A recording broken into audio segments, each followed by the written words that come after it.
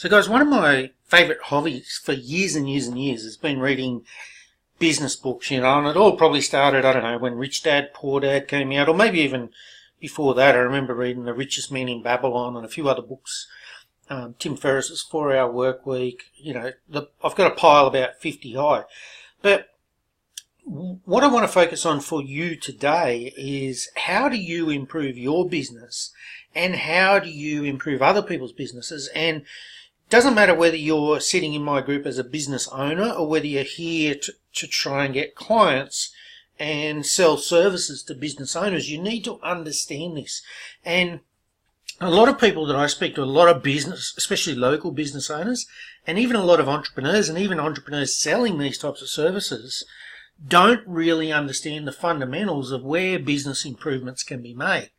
So I want to take you through about probably 10 to 12 minutes worth of training on how you can do this and the effect that it can have.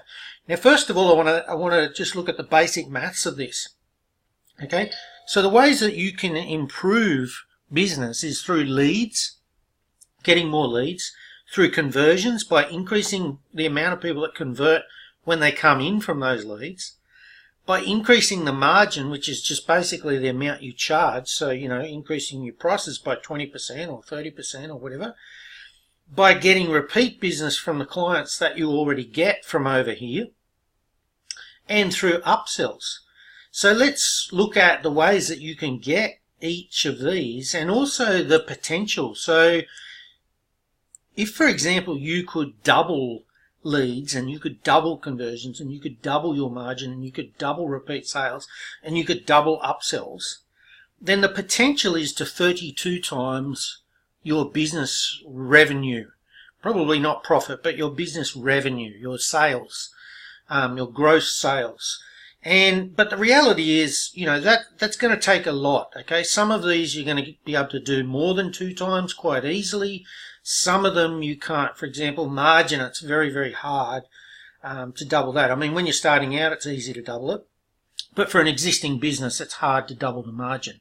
So let's take a look. The reality is, though, you can probably 2 to 4 times most businesses that aren't doing a great job at these things by increasing all of these a little bit. So let's have a look at how you increase each one. So first of all, leads, right? So leads is probably, in my opinion, probably the easiest or second easiest to improve. And what you need to do there is you can increase leads just by driving more traffic. Driving traffic through leads, through ads, through referrals, through retargeting, through follow-ups. Most local businesses do a pretty pathetic job with all 3 of those. Most don't retarget, and if they do, they don't do it properly. Most don't follow up, and they don't follow up well. They certainly don't have, a lot of them don't have great systems in place for follow-ups. And most of them don't do ads very well. They might be running AdWords, they might be running Facebook, but in my experience, and I've had a lot of AdWords experience, they tell me, oh, look, I've already got this AdWords guy and he's awesome.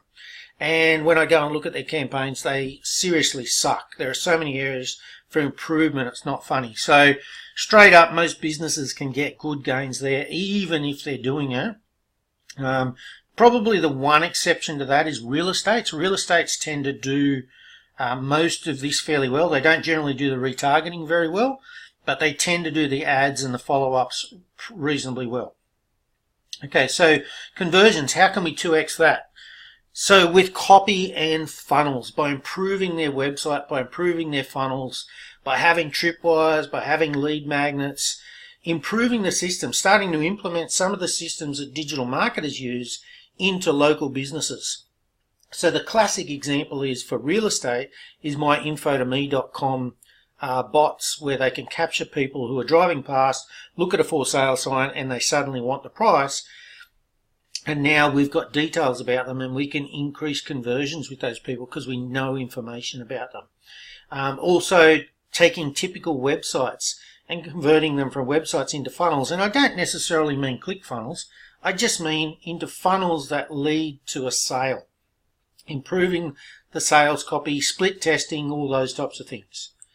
How do we increase margins? The best way to increase margins is to first increase these two. Because the moment you increase these two, what happens is the business gets busy. They start to get growing pains.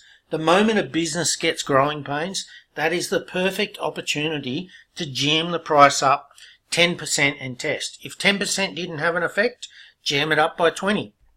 If 20% didn't have an effect, jam it up by 25. I've done this multiple times with multiple businesses that I've worked with and owned, and we're finding that around about, say, 25% starts to taper off the demand. Now, if you're bursting at the seams because you've run a better ads campaign, you're getting more conversions, then that's the perfect time to test putting up your margins.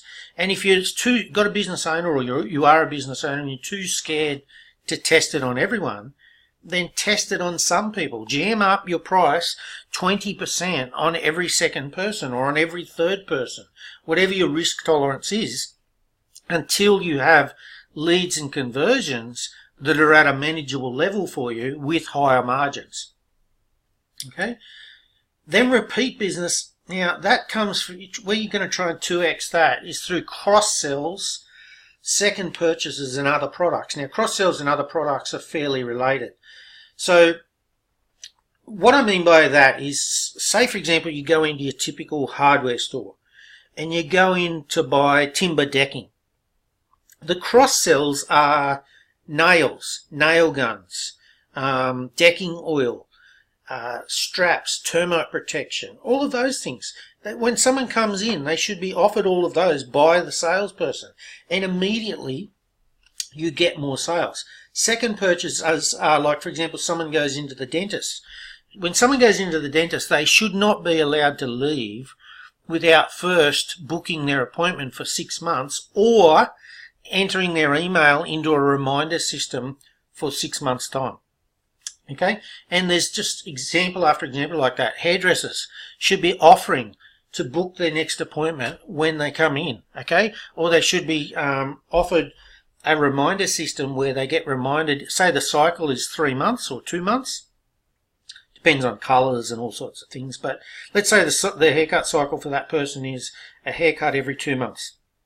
Then they should go into either rebook for 2 months' time while they're there, or they should go into a reminder system where they get a reminder in, say, 5 weeks or 4 weeks to book their next haircut while there's still vacancies there. If you don't do that, what happens is you get leakage, because what happens is they need a haircut in 8 weeks' time.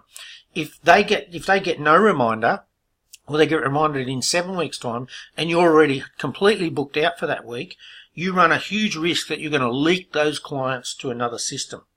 Okay, so it's important that you have systems in place to capture those repeat businesses, and those also to offer cross-sells. You know, if someone comes in to buy, for example, into an auto store to buy solar panels for their caravan, then they should be offered inverters. They should be offered the right switches. They should be offered a smart charger that keeps it safe so it won't overload. And very important that you can help local businesses implement those types of systems.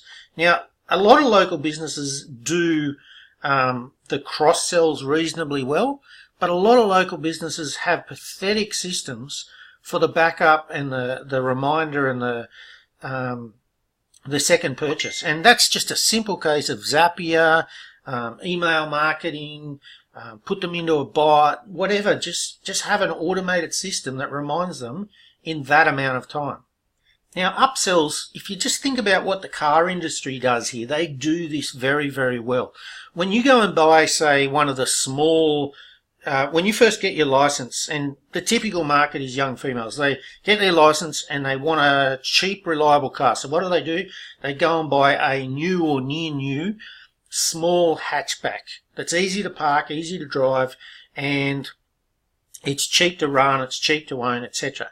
And what happens is the car industry does a great job of either getting them to upgrade and buy to another model, or in a lot of cases, they actually over the years make that model bigger and bigger.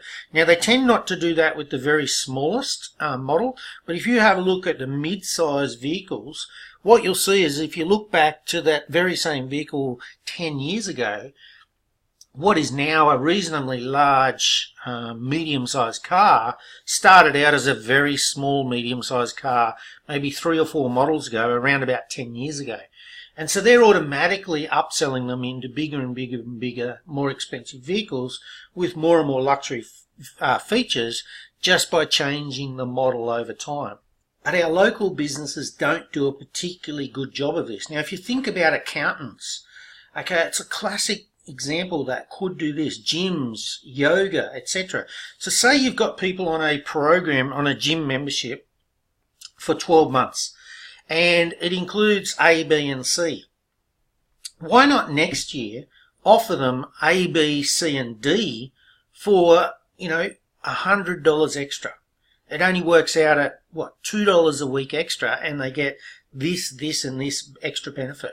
Or if you're an accountant and you offer this level tax package, why not offer this level tax package plus a small audit, or plus a 1-hour meeting with a financial advisor for this much extra? In fact, in the gym example, why not, after they've been a member for 3 months, 2-3 months, and they're convinced of the value, why not offer them an upgrade where for an extra $200 a year, which is only $4 or $5 a week, whatever it works out to be, they get 1 PT session, or they get a monthly, sit down and review your goals, or whatever it is that you want to sell.